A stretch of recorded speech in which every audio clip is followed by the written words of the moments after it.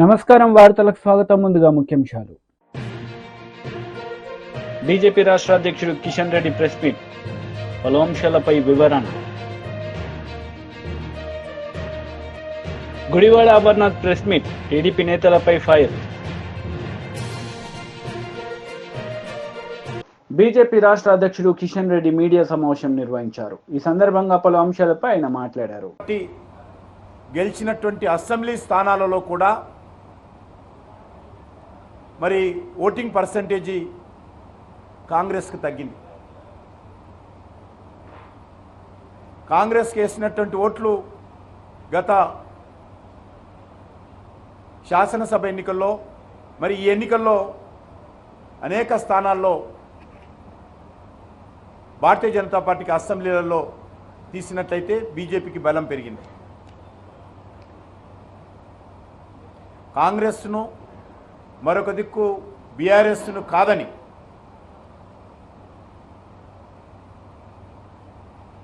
Bharatiya Janata party పట్ల విశ్వాసం చూపడము, భారతీయ జనతా పార్టీని ఆదరించడము, భారతీయ జనతా పార్టీకి అండగా నిలబడము ఈరోజు తెలంగాణలో ప్రారంభమైందని చెప్పి మాట్లాడతాము.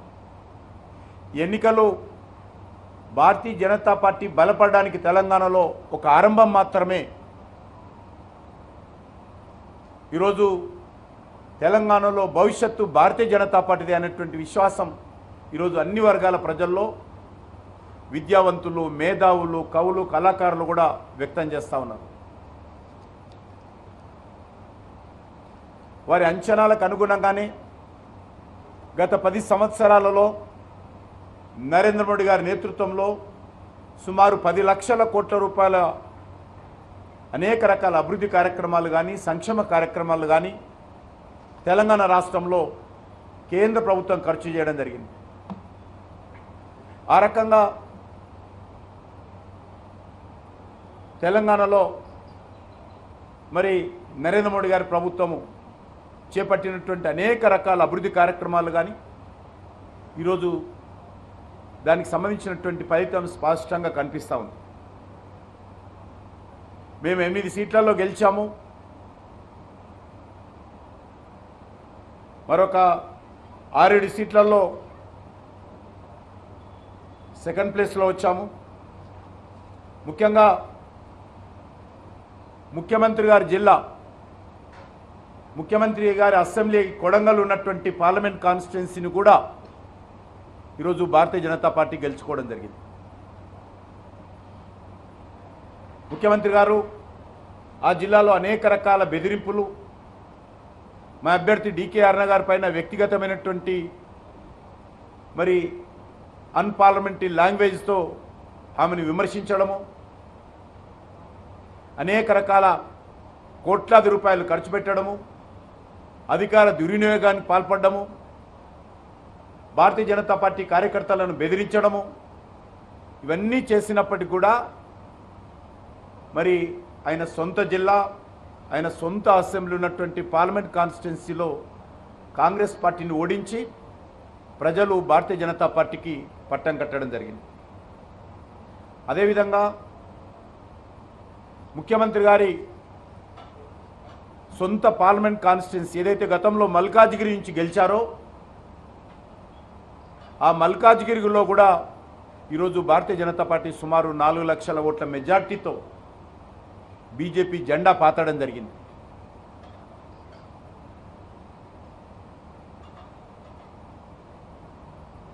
అక్కడ కూడా ముఖ్యమంత్రి గారి సొంత పార్లమెంట్ కాన్స్టిట్యున్సీ, సొంత జిల్లా కావచ్చు, కానీ సొంత గతంలో ఆయన ప్రాతినిధ్యం వహించినటువంటి, గత పార్లమెంట్ ఎన్నికల్లో ప్రాతినిధ్యం వహించినటువంటి మల్కాజ్గిరిలో కూడా ఈరోజు బీజేపీ గెలవడం జరిగింది.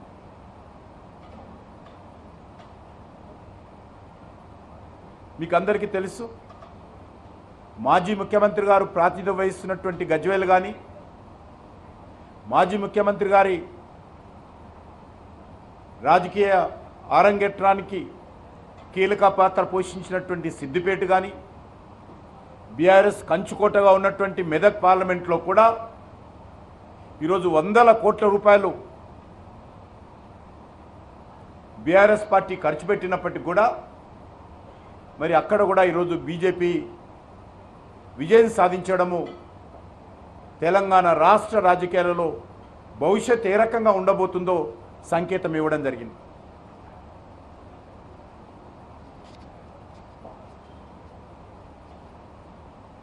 మీకు అందరికీ తెలుసు, గత శాసనసభ ఎన్నికల్లో కూడా కామారెడ్డిలో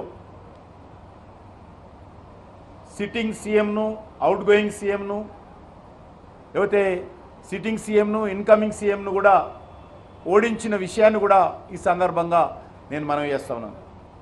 అదేదో ఆ ఒక్క సీటు గెలిచారు మీరు, అసలు మీకు ఎక్కడ బలం ఉంది అనేటువంటి విమర్శించినటువంటి వాళ్లకు ఈరోజు కామారెడ్డి ఉన్నటువంటి ఉమ్మడి జిల్లా మెదక్ జిల్లాలో కూడా, నిజామాబాద్ జిల్లాలో కూడా భారతీయ జనతా పార్టీ విజయం సాధించడం జరిగింది. నిజామాబాద్లో మీ అభ్యర్థికి ఏముంది, మరి పసుపు బోర్డు తేలేదని అనేక రకాల తప్పు ప్రచారం ఇచ్చినప్పటికీ మరి ఈరోజు నిజామాబాద్ జిల్లాలో కూడా భారతీయ జనతా పార్టీ అభ్యర్థి అరవింద్ గారు రెండోసారి మంచి మెజార్టీతో విజయకేతనం ఎగరవేశారు.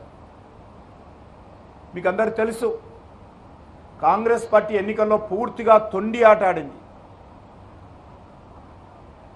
కాంగ్రెస్ పార్టీ పూర్తిగా అబద్ధపు ప్రచారం చేసింది, విష ప్రచారం చేసింది, తప్పుడు ప్రకటనలు చేసింది. బీజేపీ గెలిస్తే రాజ్యాంగాన్ని మారుస్తారని, బీజేపీ గెలిస్తే బడుగు బలైన వర్గాల రిజర్వేషన్స్ తీసేస్తారని మరి అనేక రకాలుగా ప్రచారం చేయడమే కాకుండా YCP leader Perni Nani media సమావేశం నిర్వహించారు. ఈ సందర్భంగా పలు అంశాలపై ఆయన మాట్లాడారు. బీహార్ తరహా హింసా రాజకీయాలు ఇవన్నీ కూడా గవర్నర్ గారి దృష్టికి తీసుకెళ్తామైంది. ఎన్నికలు ఒక పక్క జరుగుతుంటే ఎన్నికలు సంపూర్ణంగా పూర్తవకుండానే మధ్యాహ్నం నుంచి తెలుగుదేశం పార్టీ గూండాలు ఏ రకంగా ఇళ్లపై దాడులు చేయటం, ఇళ్లు తగలబెడతాం, ఇంట్లో ఫర్నిచర్ ధ్వంసం చేయటం, మనుషుల్ని కిరాతకంగా కొడతాం, ఇళ్లలోకి వెళ్లి ఆడవాళ్ళని హింసించటం, కార్లు ధ్వంసం చేయటం, కార్లు తగలబెడతాం, ఆస్తులు నాశనం చేయటం, భయభ్రాంతులకు గురి చేయటం. అంటే తెలుగుదేశం పార్టీ అధికారంలోకి వస్తే ఎర్ర పుస్తకంలో అంటే ఎర్ర పుస్తకంలో ఏం రాసుకున్నారా అంటే మేము హింస కోసమే, ఈ కక్ష తీర్చుకోవడం కోసమే, మాకు వ్యతిరేకంగా వైఎస్ఆర్ కాంగ్రెస్ పార్టీ ఎవరు జెండా పట్టుకుంటే వాళ్లనల్లా కిరాతకంగా హింసిస్తాం, వాళ్ళ ఆస్తులు ధ్వంసం చేస్తాం అనేటువంటి దానికోసమే అధికారంలోకి వచ్చినట్టుగా ఇవాళ వాళ్ళు ప్రవర్తిస్తున్నారు. ఇవన్నీ గవర్నర్ గారికి చెప్పినప్పుడు ఆయన ఆశ్చర్యపోయారు. ఏంటి ఇంత కిరాతకంగా జరుగుతుంటే పోలీసు పట్టించుకోవట్లేదా అని చెప్పినారు. వాస్తవం సార్, ఇది ఒక్క ఎఫ్ఐఆర్ కూడా నమోదు కావట్లేదు. వెళ్లి పోలీస్ కంప్లైంట్ ఇచ్చినా, ఫోటోలతో వీడియోలతో ఇచ్చినా కూడా ఆ వీడియోలన్నీ కూడా గవర్నర్ గారికి ఇవ్వడం జరిగింది. ఇంకా ఎక్కడెక్కడైతే జరుగుతున్నాయో అన్ని చెప్పడం జరిగింది. ఆఖరికి ఈరోజు మీతో మాట్లాడటానికి వచ్చే ముందు కూడా నూజివీడులో ఒక కౌన్సిలర్ ని నడి బజార్లో పట్టపగలు స్టాబింగ్ చేయడం జరిగింది. కత్తులతో వెంటపడి పొడవటం జరిగింది. పోలీసు సాక్ష్యంగా పోలీసులు ఆ పక్కన ఉన్నా కూడా పోలీసుల ముందే స్టాబింగ్ చేసిన, కత్తులతో పొడిచినా కూడా పోలీసులు ఆపిన పరిస్థితి లేదు. కనీసం కేసు పెట్టినటువంటి ఇంతవరకు కూడా దాఖలాలు కాలేదంటే గవర్నర్ గారు ఆశ్చర్యపోయి ఖచ్చితంగా నేను డీజీపీని పిలిపిస్తాను, ఇవన్నీ కూడా గట్టిగా విచారణ చేస్తాను మీరు అంటే మేము ఆయనకి వీడియోలతో సహా ఇవ్వడం జరిగింది, ఫోటోలతో సహా ఇవ్వడం జరిగింది. అవన్నీ కూడా ఆశ్చర్యపోయి అన్ని కూడా మేము ఫోన్లో కూడా కొన్ని చూపించాం, వీడియోలు ఎలా ఉన్నాయో. ఇంకా మా దగ్గర చాలా వీడియోలు ఉన్నాయండి అని చెప్తే అవన్నీ కూడా మా సెక్రటరీ గారికి పంపించండి, నేను చూస్తాను, వెంటనే యాక్షన్ తీసుకుంటాను. పోలీసుని గెలిపోవటంలు అనేవి సహజంగా ఉంటాయి, కానీ ఈ రకంగా కిరాతకం, ఈ రకంగా హింసా ప్రవృత్తి, ఈ రకంగా విధ్వంస ధోరణి అనేది చేస్తే ఇంక ప్రభుత్వం ఎలా ఉన్నట్టా లేనట్టా, ఇది డెమోక్రసీ కదా అని చెప్పి ఆయన చెప్పడం జరిగింది. ఆయన కూడా సోదాహరణంగా వివరించాం. ఇంకా ఎక్కడెక్కడ సంఘటనలు జరుగుతున్నాయో, ఎక్కడెక్కడ అన్ని వీడియోల్ని, ఫోటోల్ని అన్ని ప్రతిదీ కూడా ఆయనకి పంపిస్తామని చెప్పాం. ఖచ్చితంగా పంపించండి, నేను యాక్షన్ తీసుకుంటాను, కంట్రోల్ చేస్తానని చెప్పని చెప్పారు. అలాగే ఆంధ్ర రాష్ట్ర ప్రజలకు కూడా తెలియజేస్తున్నాం, గవర్నర్ గారికి ఏది చెప్పామో మీకు కూడా అదే చేస్తున్నాం. ఇవాళ అంటే 4వ తారీఖు మధ్యాహ్నం నుంచి ఏ రకంగా తెలుగుదేశం పార్టీ హింస ప్రవృత్తితో చెలరేగిపోతుందో, హింసను ఏ రకంగా ఈ ఆంధ్ర రాష్ట్రం మీద ప్రజ్వలింపజేస్తున్నారో, అంటే వాళ్ళు గెలిచింది ఈ రకంగా ధ్వంసకాండ కోసమా, ఈ రకంగా హింసాకాండ కోసమా ఇవాళ ప్రజలు ఓటేసిందా చంద్రబాబు నాయుడు గారికి, కూటమికి అని చెప్పని మేము మీ ద్వారా ప్రజల ద్వారా ఇవాళ తెలుగుదేశం పార్టీని, కూటమి నాయకుల్ని హెచ్చరిస్తున్నాం. ఈ రకంగా మీరు ప్రోత్సహిస్తే ఈ సంస్కృతిని, బీహార్ సంస్కృతిని ఆంధ్ర రాష్ట్రంలో గనక మీరు బీజం నాటితే ఎల్లకాలం మీరేం ఉండరు కదా. అంటే ఈ రాష్ట్రానికి కొత్తగా ఏం సంస్కృతి తీసుకొస్తున్నారు మీరు? అంటే టీడీపీ లీడర్ మీడియా సమావేశం నిర్వహించారు. ఈ సందర్భంగా పలు అంశాలపై ఆయన మాట్లాడారు. టీచర్లందరూ 2 నుంచి 3, 4, 5 లక్షలు డబ్బులు ఇచ్చి కౌన్సిలింగ్ లేకుండా వాళ్ళకి కావాల్సిన ప్లేసుల్లోకి డైరెక్ట్గా ప్రభుత్వం దగ్గర ట్రాన్స్ఫర్ ఆర్డర్ తెచ్చుకున్న ట్రాన్స్ఫర్లు ఈ 1800. టీచర్ సంఘాలు ఏపీటీఎఫ్ కానీ యూటీఎఫ్ కానీ వీళ్ళందరూ మొత్తుకున్నారు, ఇది తప్పు, ఇది ప్రభుత్వం ట్రాన్స్ఫర్ చేయడం తప్పు, పైగా ఇంతమందిని 1800 మందిని చేయటం తప్పు, కౌన్సిలింగ్ జరగాలి అని చెప్పి వాళ్ళు మొత్తుకున్నా కూడా ప్రభుత్వం ఇలా ఎలక్షన్ కోడ్ ఉంది, మీరు తర్వాత చూస్తామని అన్నారు. నిన్నటికి నిన్న విద్యాశాఖ కార్యదర్శి ఫోన్ చేసి వాళ్ళ కమిషనర్ గారికి 6వ తారీఖుతో కౌన్సిలింగ్ అయిపోతుంది, మీరు 7వ తారీఖు నుంచి వీళ్ళందరినీ రిలీవ్ చేశానని చెప్పి ఉత్తర్వులు ఇవ్వడం జరిగింది. మరి వీళ్ళందరూ సంఘాలు చెప్పినా వినలేదు కాబట్టి మనమేమో ఇంకా పూర్తిగా ప్రమాణ స్వీకారం జరగలేదు, మన హడావిడిలో మనకున్నాం. మన దగ్గరికి వచ్చారు టీచర్స్ సంఘాలు, టీచర్లు. అలాగే ఆ నర్సింగ్ దాంట్లో కూడా కొంత అవినీతి ఉందని చెప్పి వాళ్ళు కూడా చెప్పడం జరిగింది. ఈ 2 అంశాల మీద మరి వీటిని ఆపేయాలి, టీచర్స్ యొక్క ట్రాన్స్ఫర్లో ఎఫెక్ట్ కాకూడదు. నర్సింగ్ కౌన్సిలింగ్ ఇవాళ ఎలక్షన్ కోడ్ ఇవాళతో ముగిసిపోతుంది, కానీ ఈరోజే కౌన్సిలింగ్ పెట్టారు, కొంపలేదో మునిగిపోయినట్టు. కాబట్టి ఈ 2 ఆపేయాలని చెప్పి మేము మరి మన ముఖ్యమంత్రి గారికి, కాబోయే ముఖ్యమంత్రి గారికి చెప్పడం, ఆయన అధికారులతో మాట్లాడతాం, ఈ 2టిని కూడా ఆపేసినట్టు ఉత్తర్వులు కూడా రావడం జరిగింది. అంటే వైకాపా అవినీతి అరాచకాలకి మొదటి అడ్డుకట్ట పడింది. డిప్యుటేషన్ మీద వచ్చిన ఏపీ కార్పొరేషన్ ఎండీ కానీ, మైనింగ్ కార్పొరేషన్ డైరెక్టర్ కానీ, జేఈఓ టీటీడీ కానీ, ఇంకా కొంతమంది అవినీతి అధికారులు ఇక్కడ ఉంటే తాట తీస్తారని చెప్పి భయపడి మా డిప్యుటేషన్ వద్దు మేము వెళ్ళిపోతామని చెప్పి లెటర్ పెట్టుకుంటే, దౌర్భాగ్యం ఏంటంటే చీఫ్ సెక్రటరీ కూడా ఆ సిఐడి చీఫ్ సంజయ్కి పర్మిషన్ ఇవ్వడం జరిగింది. వీటన్నిటిని గమనించిన గవర్నర్కి నివేదిక ఇస్తే, లేదు ఈ రాష్ట్రంలో ఎవడో వెళ్ళటానికి లేదు, ఎక్కడో అక్కడ ఉండాల్సిందే కొత్త ప్రభుత్వం వచ్చేదాకా అని చెప్పి నిన్న చీఫ్ సెక్రటరీతో ఉత్తర్వులు ఇప్పించడం జరిగింది. అయితే మరి ఆయనకు ఇబ్బంది ఏంటో తెలియదు, కానీ ఈ రోజు నుంచి ఆయన కూడా సెలవు మీద వెళ్ళిపోయాడు.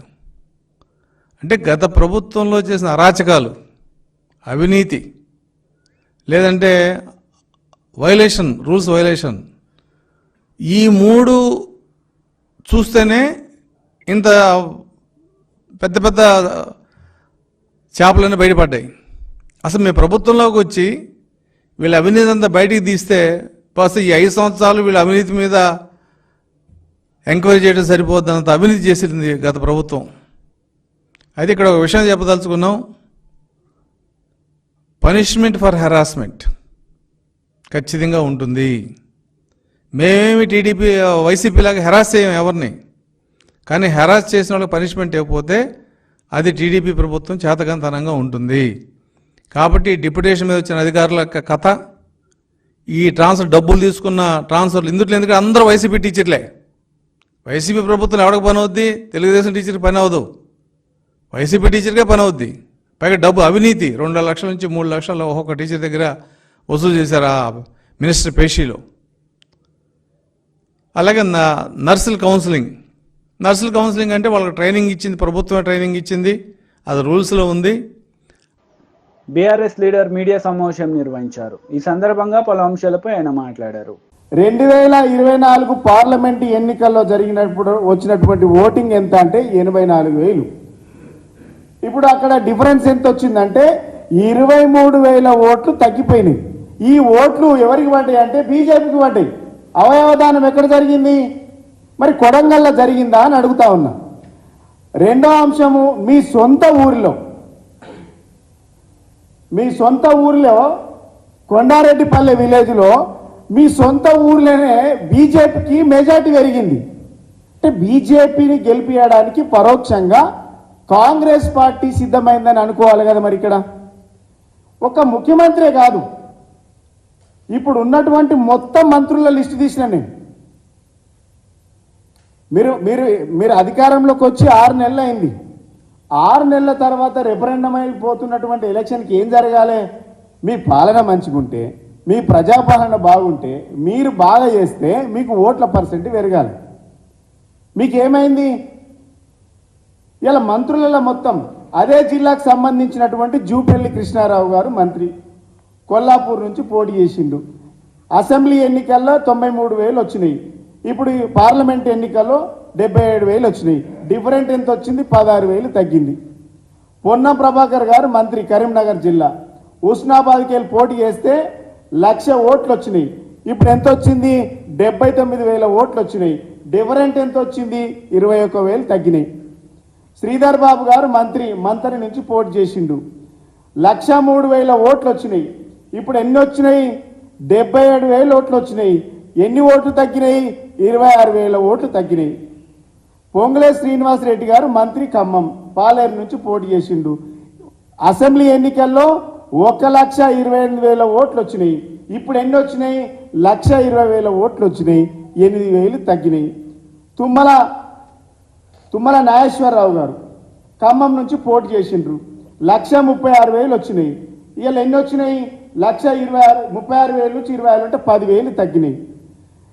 ఇట్లా దామోదర్ రాజనరసింహ గారు ఉన్నారు మెదక్ జిల్లా నుంచి, ఆందోళన నుంచి పోటీ చేస్తే 1,14,000 ఓట్లు వస్తే ఇప్పుడు 82,000 వచ్చినాయి.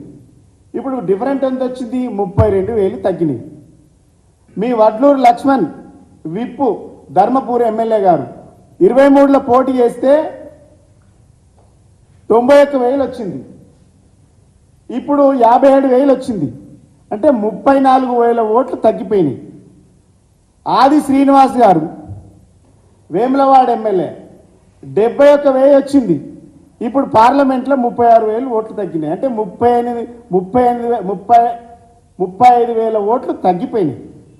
ఇట్లా చెప్పుకుంటూ పోతే మానకొండూరు ఎమ్మెల్యే 52,000 వచ్చినాయి.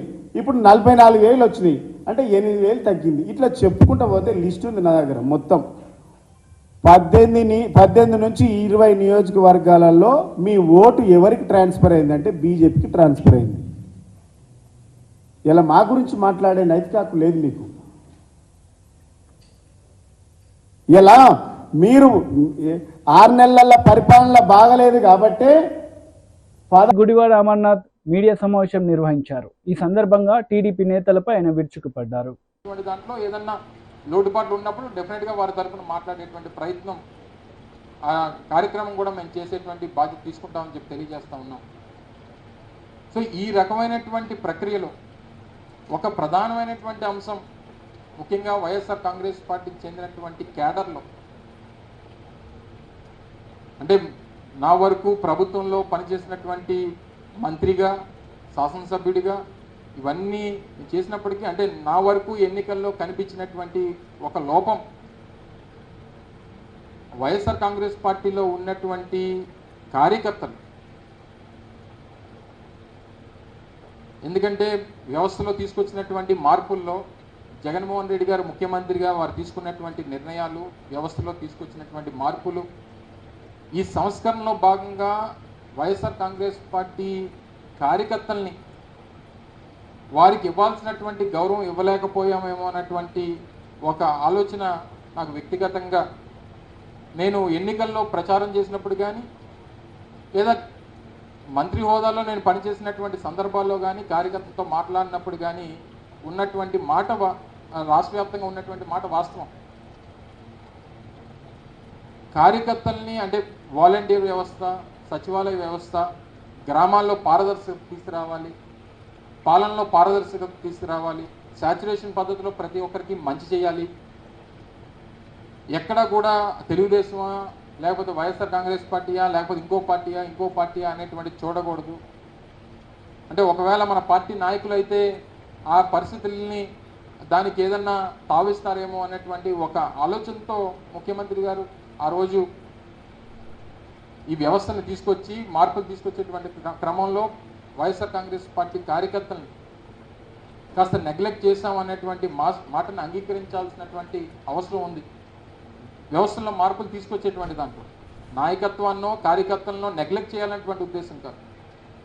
ఈరోజు ఉదాహరణకి ఒక పెన్షన్ ఇవ్వాలన్నా, ఒక రేషన్ కార్డు ఇవ్వాలన్నా, లేదా ఒక ఇళ్ల పట్టా ఇవ్వాలన్నా, లేదా ఇంకొక పథకం ఇవ్వాలన్నా ఆ గ్రామాల్లో ఉన్నటువంటి సచివాలయం దగ్గరకో వాలంటీర్ దగ్గరకు వెళ్ళేటువంటి పరిస్థితి ప్రభుత్వంగా మేము తీసుకొచ్చాం తప్ప సహజంగా కార్యకర్తల్ని బలోపేతం చేసేటువంటి దానికి ఇవన్నీ కూడా దూరం అయిపోయాయి.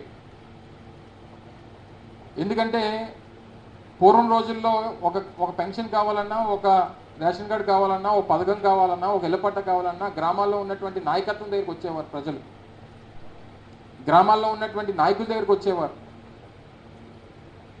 కానీ జగన్మోహన్ రెడ్డి గారు తీసుకొచ్చినటువంటి సంస్కరణలో భాగంగా సచివాలయం దగ్గరకు వాలంటీర్ దగ్గరకు వెళ్ళేటువంటి పరిస్థితి తీసుకొని వచ్చాం. తద్వారా గ్రామాల్లో ఉన్నటువంటి నాయకత్వం కాస్త వీకెన్ అయింది అనేటువంటిది గ్రౌండ్ లెవెల్లో ఉన్నటువంటి వ్యక్తిగా డెఫినెట్గా నేనైతే దాన్ని పూర్తిగా నమ్ముతాను.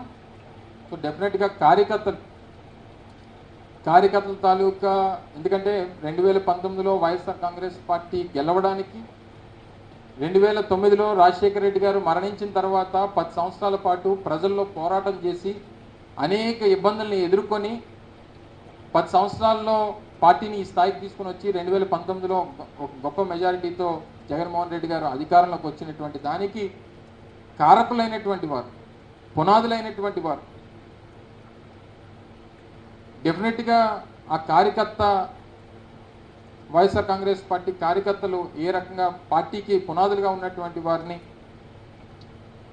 మనం తీసుకున్నటువంటి నిర్ణయాలు డెఫినెట్గా ప్రజాస్వామ్యంలో ప్రజలకి మంచి చేయాలనేటువంటి ఉద్దేశంతో జగన్మోహన్ రెడ్డి గారు చేశారు. తద్వారా అర్థం చేసుకుంటారనేటువంటి ఆలోచన పార్టీ నాయకత్వానికి మాకు ఉండేది. కానీ దాన్ని డెఫినెట్గా వారు అనుకున్నటువంటి దానికి రీచ్ అవ్వలేకపోయాం అనేటువంటిది కూడా బలంగా నేను నమ్ముతా ఉన్నా. సో దాన్ని ఏ రకంగా ఓవర్కమ్ చేయాలనేటువంటి దాంట్లో కూడా పార్టీ పూర్తి స్థాయిలో పెద్దలు జగన్మోహన్ రెడ్డి గారుతో కలిసి కూర్చొని ఏ రకంగా దాన్ని ఓవర్కమ్ చేయాలనేటువంటి ప్రయత్నం కూడా పూర్తి స్థాయిలో చేస్తాం. సో ఇవన్నీ ఒక ఎత్తున జరుగుతూ ఉంటాయి. ఇదంతా రాబోయేటువంటి కాలంలో తీసుకునేటువంటి ఆలోచనలు అని చెప్పి మీ ద్వారా తెలియజేస్తూ ఉన్నాం. ముఖ్యంగా నేను ప్రాతినిధ్యం వహించినటువంటి అనకాపల్లి నియోజకవర్గం, లేదా మొన్న నేను పోటీ చేసినటువంటి గాజువాక నియోజకవర్గంలో నా మీద పోటీ చేసినటువంటి అభ్యర్థి పెద్దలు పల్లా శ్రీనివాస్ గారు రాష్ట్రంలోనే అత్యధికమైనటువంటి మెజారిటీతో గెలిచినటువంటి సందర్భంలో వారికి కూడా పూర్తి స్థాయిగా అన్ని రకాలుగా ఒక ఆయన మీద పోటీ చేసినటువంటి ప్రత్యర్థిగా గాజువాక ప్రాంత అభివృద్ధికి కావాల్సినటువంటి పూర్తి సహకారాన్ని అందిస్తాం. ఒక కన్స్ట్రక్టివ్ అపోజిషన్గా డెఫినెట్గా నిలబడతాం. అవసరమైనటువంటి ప్రతి చోట ఆ ప్రాంత అభివృద్ధికి కావాల్సినటువంటి సహకారాన్ని అందిస్తాం. ఏ రకమైనటువంటి ప్రజలకి అనుగుణంగా, ప్రజలకి అవసరాలకు అనుగుణంగా తీసుకున్నటువంటి ప్రతి నిర్ణయానికి స్వాగతిస్తాం. ఆ ప్రాంత అభివృద్ధికి కావాల్సినటువంటి ప్రతి విషయంలో పూర్తి స్థాయిలో సహకారాన్ని అందిస్తామనేటువంటి విషయాన్ని కూడా ఈ సందర్భంగా తెలియజేస్తూ ఉన్నాం. కానీ ప్రజా అవసరాలు. కాంగ్రెస్ నేతలు మీడియా సమావేశం నిర్వహించారు. ఈ సందర్భంగా పలు అంశాలపై వారు మాట్లాడారు. కార్యకర్తలకు అర్థమైపోయింది, ఇక ఈ బీఆర్ఎస్ పార్టీ అనేది ఉండదు, ప్రజలు దీన్ని పొందబెడతారు. కాబట్టి మేము ట్రాన్స్ఫర్ చేసి తర్వాత మా రాజకీయ మనుగడ కోసం వేరే పార్టీలో చేరి రాజకీయాలు చేసుకోవచ్చు అని చెప్పి ప్రజలు తిరస్కరించారు. మిమ్మల్ని మీ కార్యకర్తలు తిరస్కరించారు. ఆఖరికి మీ ఎమ్మెల్యేలు కూడా ఫోన్లు చేసి ఓట్లు మీరు బీజేపీకి వేసుకోండి అని చెప్పే దరిద్రమైన పరిస్థితి మీ పార్టీకి వచ్చింది. అదే కాంగ్రెస్ పార్టీ ఇంత ప్రతికూల పరిస్థితుల్లో కాంగ్రెస్ పార్టీ ఈరోజు బీజేపీతో కొట్లాడలే. బీజేపీ రాముని ముందల పెట్టి ఆ రాముని బొమ్మ దేవుణ్ణి చూపించి మాకు ఓట్లేయమన్నది. బీజేపీ విధానాలను చూసి ఓట్లేయమనలే.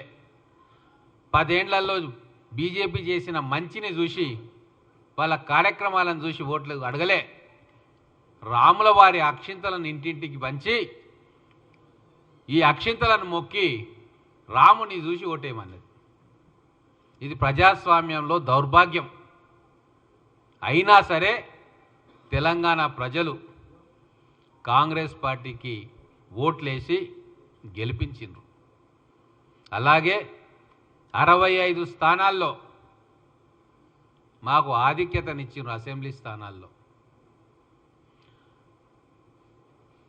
అసెంబ్లీ ఎన్నికల్లో మాకు ఎన్ని సీట్లలో అయితే ఆధిక్యత వచ్చి ఎమ్మెల్యేలు గెలిచిండ్రో దానికంటే ఒక స్థానం ఎక్కువే ఇచ్చిండ్రు.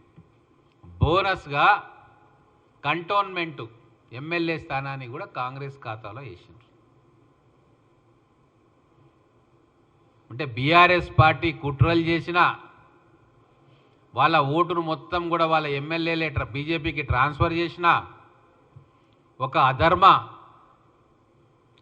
ప్రచారానికి అధర్మ యుద్ధానికి తెరలేపిన బీజేపీ అక్షింతల పేరు మీద రాములవారి పేరు మీద రాములవారి ఫోటోను పెట్టి ఓట్లు అడిగినా ఈరోజు తెలంగాణ ప్రజలు రేవంత్ రెడ్డి గారు చేస్తున్న కార్యక్రమాలకు అండగా నిలిచి 8 పార్లమెంటు స్థానాలు ఇచ్చిండ్రు. ఇంకొక ముఖ్యమైన విషయం ఏంటంటే అసెంబ్లీలో వచ్చిన ఓటు శాతం కంటే పార్లమెంట్ ఎన్నికల్లో కాంగ్రెస్ పార్టీకి వచ్చిన ఓటు శాతం ఎక్కువ. 40.10 ఓటు శాతం ఈరోజు పార్లమెంట్ ఎన్నికల్లో కాంగ్రెస్ పార్టీకి వచ్చింది.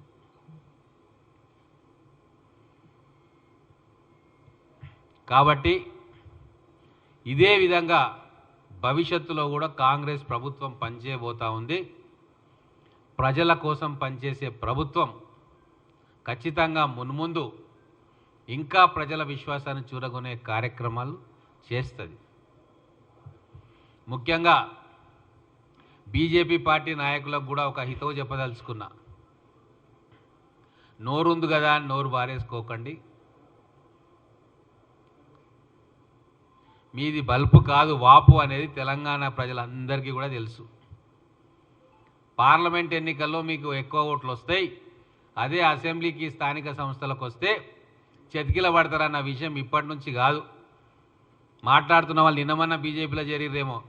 1980 నుంచి ఇదే పరిస్థితి. పార్లమెంటు అప్పుడు 5% 10% ఓటు ఎక్కువ పెరుగుతుంది. మీరు సంకలు గుద్దుకుంటారు, మా పెరిగింది మా పార్టీ అని. మళ్ళీ అసెంబ్లీ ఎలక్షన్లు స్థానిక సంస్థ ఎన్నికల వచ్చే వరకు మీ బండారం బయటపడుతుంది. కాబట్టి 2019 ఎన్నికల్లో ఏమైంది? మీకు 20% ఓట్లు వచ్చినాయి, 4 పార్లమెంట్లు వచ్చినాయి. ఇక మీరేమన్నారు? మాదే అధికారం అని చెప్పి జబ్బలు జరుచుకున్నారు. ఊరు వాడ ఏకం చేసిర్రు. కన్ను మిన్ను కానకుండా మాట్లాడినరు. ఏమైంది? 2023 అసెంబ్లీ ఎన్నికల్లో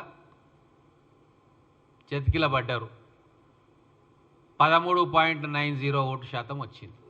అంటే 20% పార్లమెంట్లో వస్తే మీరు అన్ని 5 సంవత్సరాలు మీరు అన్ని మాటలు మాట్లాడిన తీరు అన్నీ చూస్తే ప్రజలు మీకు 13.9.